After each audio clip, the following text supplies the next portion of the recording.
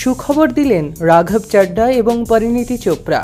বিয়ের 2 বছর পর সুখবর দিলেন ভারতের রাজনৈতিক ব্যক্তিত্ব রাঘব চাড্ডা এবং অভিনেত্রী পরিণীতি চোপড়া। খুব শীঘ্রই বাবা মা হতে চলেছেন এই দম্পতি।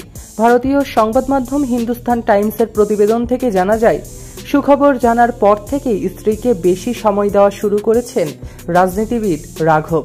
যত্নও করছেন আরেকটু বেশি। হাজার ব্যস্ততার মাঝেও স্ত্রীকে নিয়ে প্রায়ই এখন সকালের সতেজ বাতাসে হাঁটেন রাঘব। সংসারের নতুন অতিথি আসার খবরে উচ্ছ্বসিত তিনি।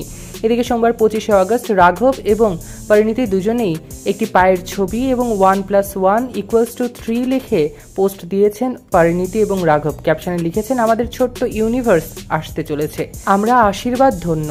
2023 সালে বিয়ের পিঁড়িতে বসেছিলেন বলিউড অভিনেত্রী পরিণীতি চোপড়া এবং আম আদমি পার্টির নেতা তথা রাজ্যসভার সাংসদ রাঘব চাড্ডা।